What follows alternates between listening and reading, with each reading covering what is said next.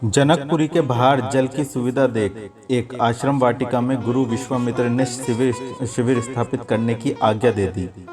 राम ने अपना धनुष एक पेड़ के तने के साथ टिकाया, कंधे से तृणता की उतार उसी के साथ रखा और उसी पेड़ का सहारा लेकर बैठ गए। लक्ष्मण के भाई के सुविधापूर्वक बैठ जाने पर भी प्रतीक्षा की और धीरे से आकर उनके पास घुटनों के बल बैठ गए। राम लक्ष्मण की इस मुद्रा को जानते थे, उन्हें बैठना नहीं था। कोई बात कहकर तत्काल जाने की उनकी इसी मुद्रा थी।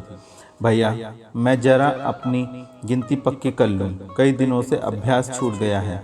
राम ने लक्ष्मण को ध्यान से देखा। लक्ष्मण शरारत से मुस्कुरा रहे थे। राम समझ गए कि अमराई घुमाना चाहते हो। नहीं, जरा पेड़ गिनूंगा, आम के प्रकारों का निरीक्षण भी करूंगा। वनस्पति शास्त्र का मेरा ज्ञान भी कुछ पीछे छूट गया लगता है। अधिक देर मत लगाना। लक्ष्मण चले गए और राम अपने मन की गुत्थियों में खो गए। गुरु ताड़का वध की बात कहकर राम को लाए थे, किंतु अब तक राम अच्छी तरह जान गए थे कि बात केवल ताड़का वध की नहीं थी। गुरु ने इस भूखंड के भविष्य को बहुत दूर तक देखने का प्रयत्न किया था। सुना है शीरध्वज का कोई धार्मिक अनुष्ठान कर रहे हैं, जो उनसे विश्वामित्र को क्या, वे राम को यहाँ क्यों लाए हैं? इसमें भी गुरु का कोई निश्चित उद्देश्य होना चाहिए। क्या है वह उद्देश्य? राम ने देखा, पीछे पीछे आते हुए सामान ढोने वाले छड़के आ पहुँचे थे। गाड़ीवान बैलों को रोककर नीचे उतार आए थे। सामान उतारा जा रहा था। पुनर्वसु अपने ब्रह्मचारी साथियों के साथ शिविर की व्यवस्था में लग गया था। गुरु उन्हें तरह तरह के आदेश दे रहे थे। अंत में गुरु ने कहा, पुनर्वसु, जनकपुर में राजपुरोहित शतानंद को सूचना दो कि हम लोग यहाँ पहुँच चुके हैं, और पुत्र, उन्हें ये बताना मत भूलना कि मेरे साथ दशरथ नंदन राम और लक्ष्मण भी आए हैं। जो आज्ञा गुरुदेव। पुनर्वसु चला गया। राम ने गुरु का आदेश सुना। शतानंद को अपने आने की सूचना देना साधारण बात थी। शतानंद के माध्यम से ही वे सूचना सम्राट शीरध्वज को भी मिल जाएगी, किंतु दशरथ नंदन राम और लक्ष्मण के साथ होने की सूचना को इतना विशिष्ट महत्व देने का अर्थ क्या? विश्वामित्र शतानंद को ये स्मरण कराना चाहते थे कि राम ने अहिल्या को लंबी यात्रा से मुक्त किया है? क्या गुरु शतानंद को प्रभावित करना चाहते हैं? पर क्यों? राम को कोई उत्तर नहीं मिला। राम उठ खड़े हुए, धनुष और तुरीण कंधे को लटकाए और गुरु के समीप जा पहुंचे। गुरुदेव, जनकपुरी आने का प्रयोजन समझ नहीं पा रहा हूँ। कोई आपत्ति है राम? गुरु मुस्कुरा रहे थे। आपत्ति रही ऋषिवर, मात्र जिज्ञासा है। गुरु जोर से हंसे। लक्ष्मण यहाँ नहीं दिखते, इसलिए राम को ही जिज्ञासा करनी पड़ी। राम मौन रहे। गुरु गंभीर हो गए। राम, तुम्हें यहाँ लाने के अनेक कारण हैं, पर वे सब एक दूसरे से जुड़े हुए हैं। मैं अंतिम लक्ष्य के लिए तुम्हारे जैसी तैयारी चाहता हूँ। उसकी पूर्णता जनकपुरी में ही होगी। बस यदि यहाँ मेरी योजना संपन्न हो गई तो फिर मैं तुम्हें और कहीं नहीं ले जाऊँगा। तुम्हें स्वतंत्र रूप से कार्य करने के लिए अकेला छोड़कर अपने आश्रम लौट जाऊँगा। रुककर गुरु ने राम की ओर देखा। राम पूरी गंभीरता से उनकी बात सुन रहे थे। गुरु ने अपनी बात को आगे बढ़ाई। अब ये रहस्य की बात नहीं है कि शीरध्वज की पुत्री सीता भूमि पुत्री है। कहते हैं कि वे अज्ञात कुलशीला कन्या शीरध्वज को अपने राज्य के किसी खेत में हल चलाते हुए प्राप्त हुई है। तुम समझ सकते हो राम, ऐसी कन्या जो खेत में पड़ी हुई मिले, भूमि पुत्री ही और अज्ञानता कुशलता भी हो सकती है। शीरध्वज राजा होने के साथ ऋषि भी माने जाते हैं और अनुचित नहीं है। शीरध्वज वस्तुतः तपस्वी हैं। कोई अन्य नृप होता तो उस बच्ची को कभी अंगीकार न करते, किंतु शीरध्वज के मन में करुणा है, मानव के लिए प्यार है, इसलिए वे उस अज्ञात कुलशीलता कन्या को त्याग नहीं सके। उन्होंने उसे पुत्रीवत पाला, किंतु तब शीरध्वज ने ये नहीं सोचा था कि जब वह कन्या युवती होगी तो जाति पाति कुल ग्रोथ और ऊंच नीच के मान्यताओं में जकड़े हुए इस समाज में उसके विवाह की समस्या कितनी जटिल होगी। और वह समस्या तब और भी जटिल हो जाएगी जब सीता अद्भुत रूपवती होगी। आज सीता चमत्कारिक रूपवती युक्ति है जिसके सौंदर्य की चर्चा आर्य सम्राटों के प्रसादों के भी बाहर आर्यवर्त के बहुत परे तक राक्षसों, देवताओं, गंधर्वों, किन्नरों, नागों आदि के राजमहलों में भी हो रही है। किंतु पुत्र शीर्ध्वज जनक के सामने एक बहुत बड़ी दुविधा है। आर्य सम्राटों और राजकुमारों में से कोई भी उपयुक्त पुरुष उस अज्ञात कुलशीलता कन्या का पाणिग्रहण करने को प्रस्तुत नहीं है और अपनी पोषित पुत्री सीता को जनक आर्यवर्त जातियों में दे नहीं सकते, देना नहीं चाहते। उसमें पिता का हृदय, आर्य सम्राट का आह दोनों है। इसलिए जनक ने एक अद्भुत खेल रचा है पुत्र। कहते हैं किसी समय महादेव शिव ने युद्ध के निरस्त होकर अपना धनुष शीर्ध्वज के पूर्वजों को प्रदान किया था। राम वे धनुष साधारण धनुष नहीं है, वे शिव का धनुष है और शिव अनेक दिव्य अस्त्रों के निर्माता हैं। धनुष शब्द के तात्पर्य इतना ही है कि उस यंत्र से विभिन्न प्रकार के दिव्य अस्त्र प्रेक्षित किए जा सकते हैं। शिव का वह तथाकथित धनुष आज भी शीर्ध्वज के पास पड़ा है, किंतु वह पड़ा ही है, उपयोग में नहीं आ रहा, क्योंकि उसके संचालन की विधि कोई नहीं जानता, स्वयं शीर्ध्वज जनक भी नहीं जानता। उस धनुष को लेकर देवताओं, राक्षसों, मनुष्यों सभी जातियों में अनेक चिंताएं, शंकाएं, संदेह तथा प्रश्न हैं। ये ठीक है कि आज उस धनुष के संचालन की विधि कोई नहीं जानता, किंतु सदा ऐसा ही तो नहीं रहेगा। भविष्य में जब किसी कोई जाति का एक विधि सीख लेगी तब वे उसे हस्तगत करने का प्रयत्न करेगी और यदि वे ऐसा करने में सफल हो गई तो वे जाति स्वयं जातियों के लिए अज्ञ हो जाएगी। जनक ने उसी धनुष को लेकर सीता के विवाह की युक्ति सोची है। उसने एक प्रण किया है कि जो उस धनुष की प्रत्यंचा चढ़ा देगा, अर्थात उस यंत्र को संचालित कर देगा, सीता का विवाह उसी के साथ होगा। पुत्र जनक ने ये सोच रखा है कि कोई भी देवता, राक्षस, नाग, गंधर्व, किन्नर उस धनुष का संचालन नहीं कर सकेगा। अतः शीर्ध्वज जनक ये कह सकेगा कि उसकी परीक्षा का कोई पुरुष पूर्ण नहीं उतरा, अतः सीता अविवाहित रहेगी। तब ये कार्य राजकुलों में जमाता न पा सकने की अक्षमता के आरोप से बच जाएगा और सीता के कारण अविवाहित रह जाने की अपेक्षा से मुक्त रहेगी। अद्भुत स्थिति है ऋषिवर, राम के मुख से अनायास ही निकल पड़ा। मैं चकित हूँ कि एक साधारण रूपवती युवती राजकुमारी के साथ विवाह करने के लिए कोई आर्य राजकुमार प्रस्तुत नहीं है। यदि वे अज्ञात कुलशीलता है तो उसमें एक कन्या का क्या दोष है? हमारा समाज कैसा जड़ है गुरुदेव? किसने बनाए हैं ये नियम? कौन है इस सामाजिक मूल्यों के पीछे? वंजा बिना किसी अपराध के पीड़ित है, अहिल्या बिना अपराध के दंडित है, सीता बिना दोष के अपमानित है। ऐसा क्यों है गुरुदेव? इन्हीं नियमों के विरोध में लड़ने के लिए तुम्हें यहाँ लाया हूँ राम। गुरु के स्वर में संघर्ष की इच्छा और सफलता का उत्साह दोनों थे। वैसे जनक का प्रण हमारे अत्यंत अनुकूल है।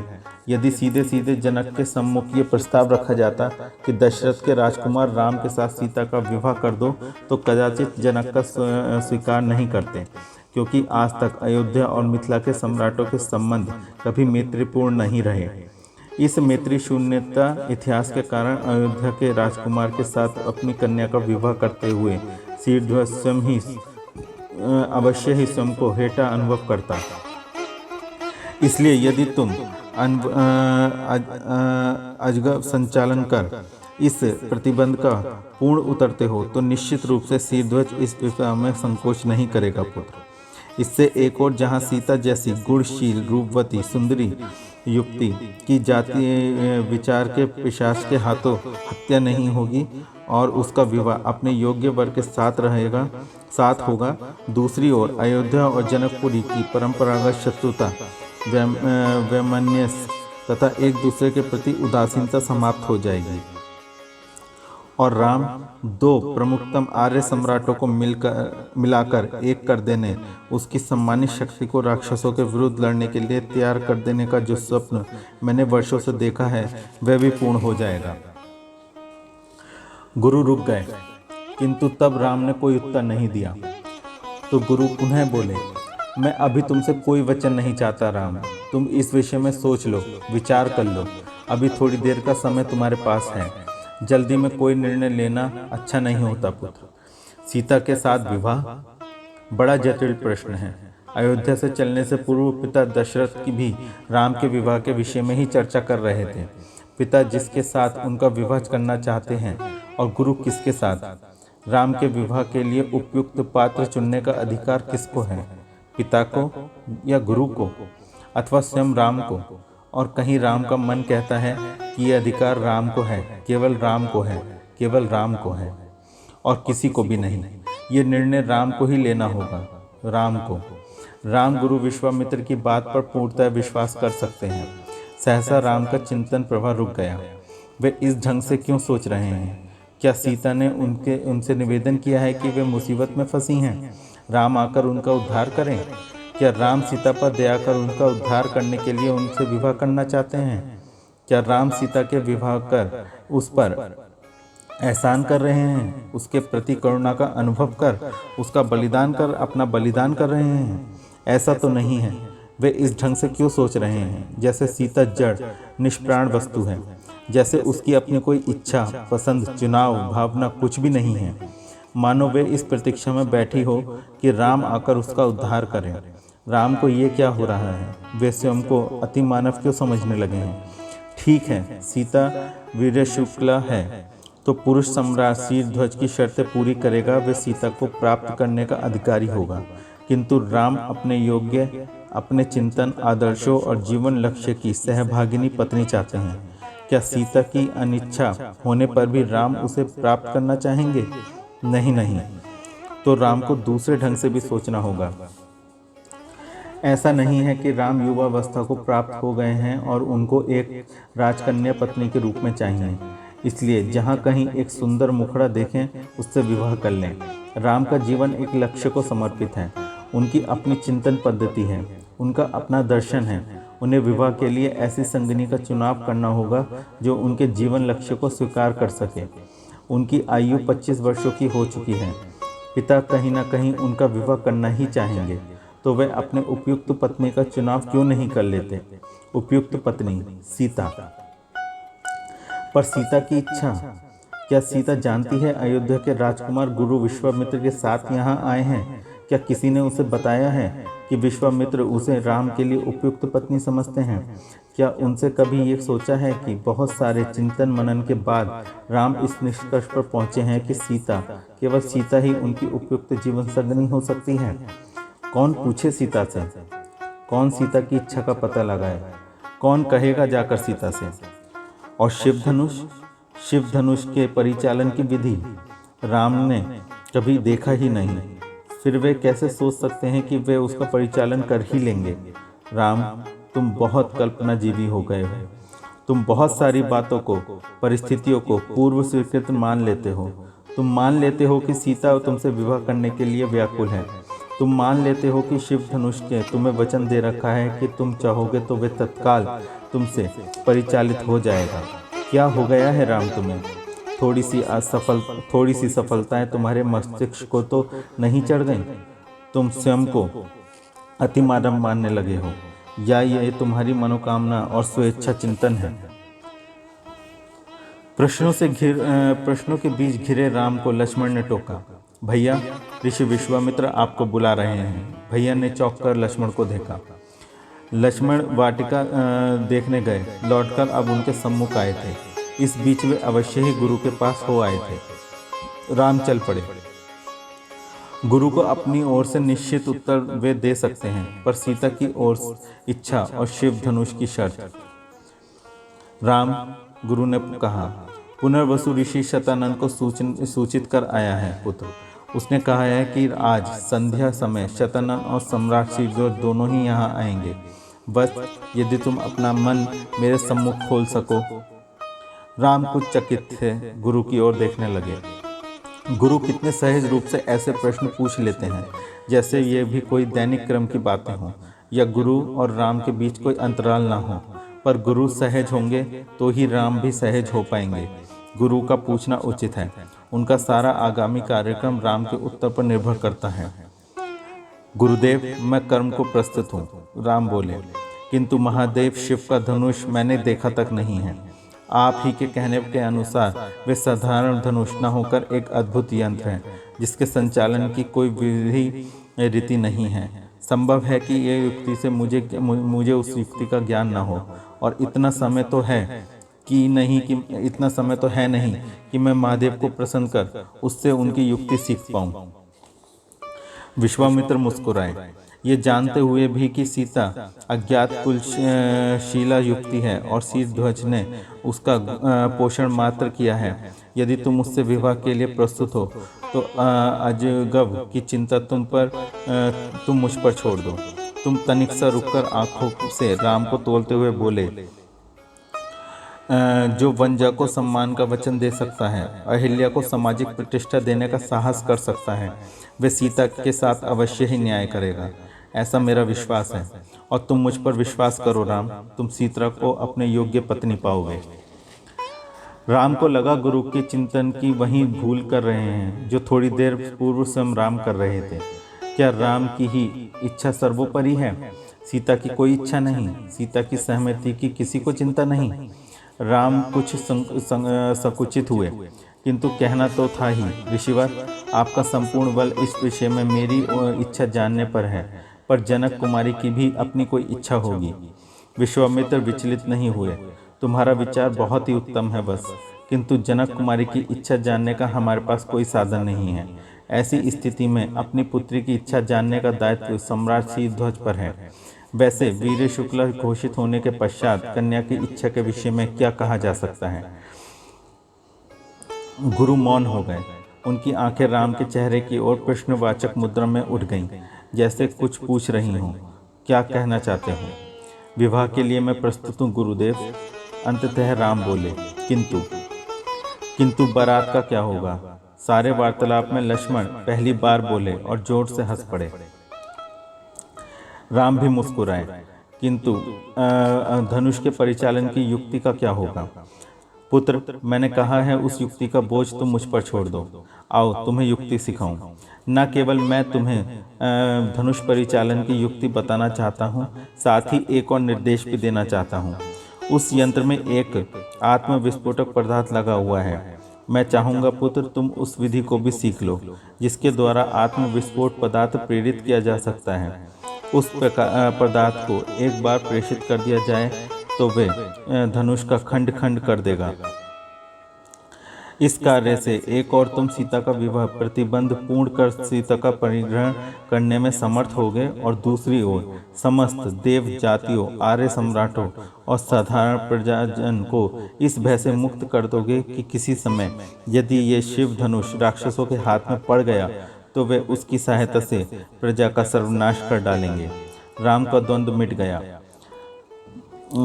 असमर्थ्य का बोझ पिघलकर अनिश्चितत्व विलीन हो गया।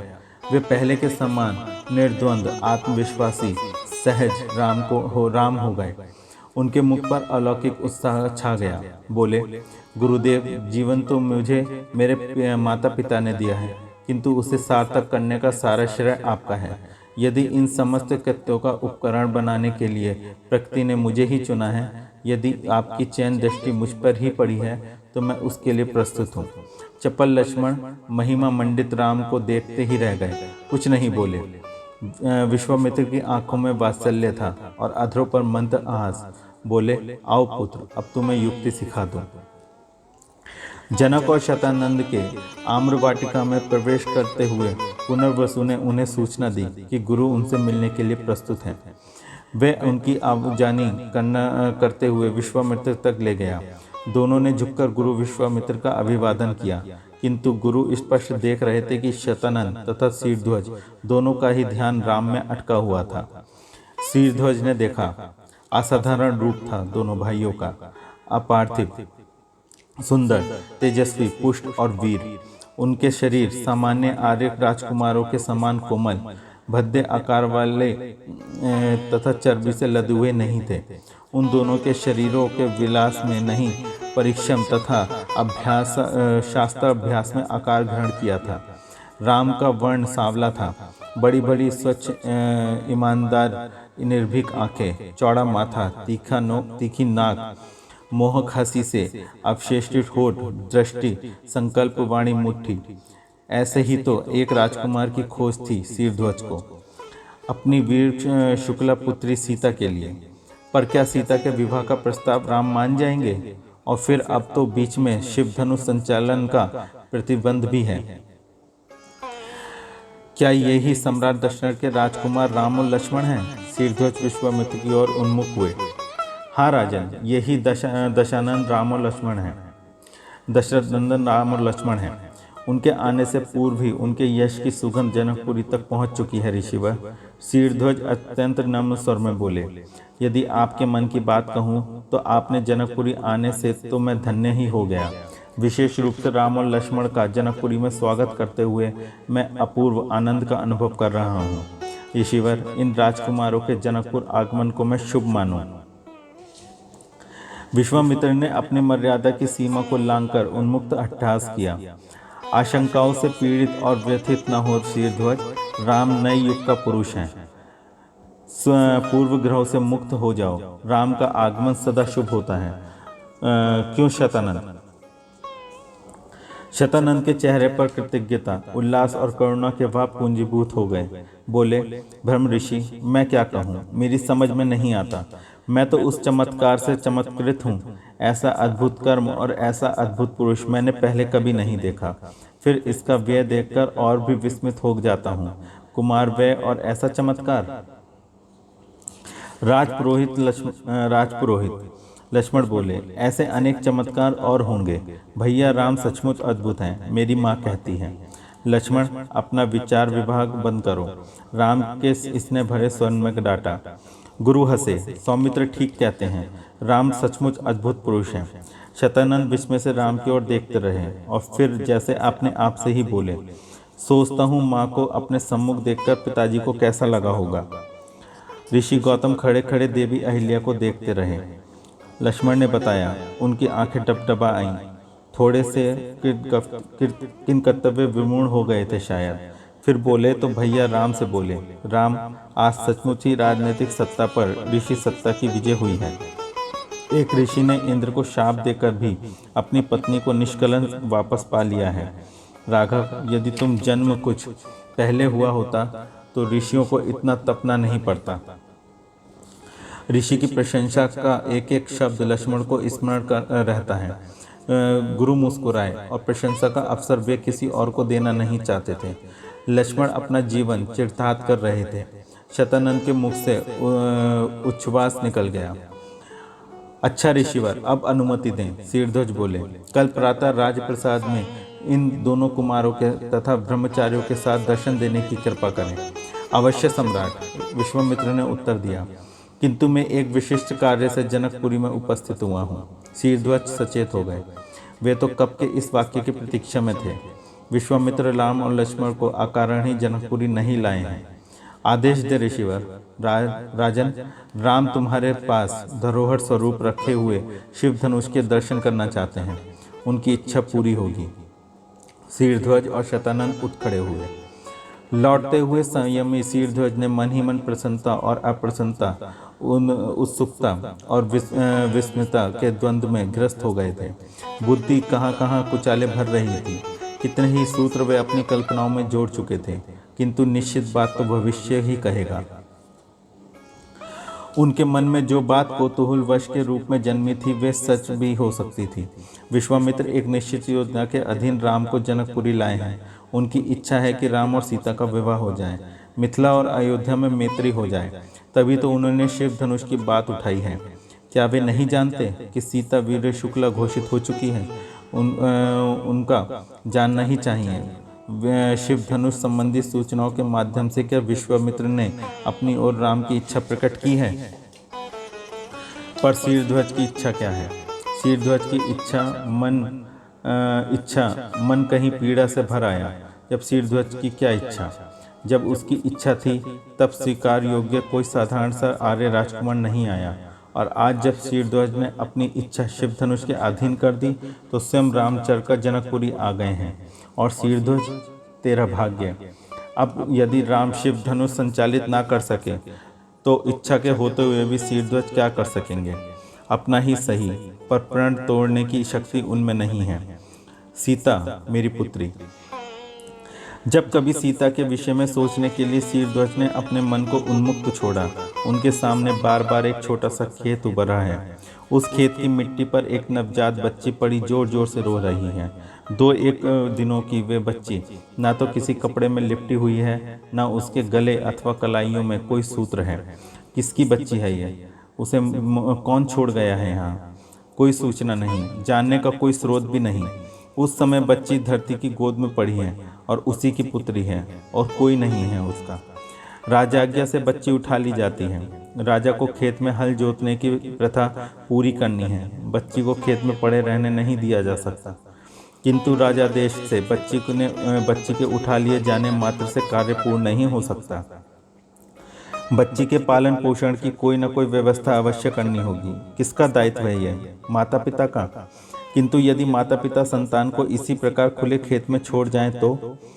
पर क्यों छोड़ गए माता पिता? उन्हें अपनी संतान से प्यार नहीं? वे कौन सी मजबूरी थी? कोई भी मजबूरी रही हो, ऐसी मजबूरी के लिए उत्तरदायी कौन है? देश का राजा। हाँ, देश का राजा। जिस देश के माता पिता अपनी किसी मजबूरी के कारण अपने नवजात शिशु को खेत में छोड़ जाने को बाध्य हों, उस देश का राजा अवश्य ही प्रजा पालन के अपने कर्तव्य से स्खलित हुआ है। उसे अपने दायित्व का बोझ नहीं रहा। अच्छा किया इस बच्ची के माता पिता ने बच्ची को यहाँ छोड़ गए। राजा को अपने दायित्व का बोध तो हुआ। अब राजा अपना दायित्व पूरा करे, वह इस बच्ची का पालन पोषण करे। बच्ची राजश्रय में पलने के लिए राजप्रसाद में लाई गई। पर शीर्षध्वज सम्राट ही नहीं, एक व्यक्ति भी थे। उस व्यक्ति के वक्ष में पिता का हृदय था। संतान के अभाव में पिता का हृदय भूखा था। सीता राजाश्रय में पलने वाली भूमि पुत्री थी। राजा भूमिपति होता है। भूमि पुत्री का पिता शीर्षध्वज भी हो सकता है। शीर्षध्वज बच्ची को देखता है। बच्ची उसे बार बार आकर्षित करती है। बार बार शीर्षध्वज के मन की ममता उबल कर उसे बाध्य करती है। एक रोज शीर्षध्वज ने बच्ची को हृदय से लगा लिया। मेरी बच्ची। सीता सुनैना की गोद में डाल दी गई। सीता सम्राट शीर्षध्वज जनक की राजकुमारी थी। वे राजसी संस्कारों में पली बड़ी थी, किंतु साथ ही वे व्यक्ति शीर्षध्वज की पुत्री भी थी। किंतु पिता पुत्री एक दूसरे को अच्छी तरह समझते थे। सीता युवावस्था की ओर बढ़ रही थी। शीर्षध्वज उसके योग्य वर के लिए आर्य राज परिवारों में दृष्टि दौड़ा रहे थे, किंतु सब जगह सीता को कुल को लेकर उनके जन्म के संबंध में संदेह थे, आशंकाएं थी, लांछन थे। सीता असाधारण रूपवती थी। उनके रूप की सब ओर चर्चा थी।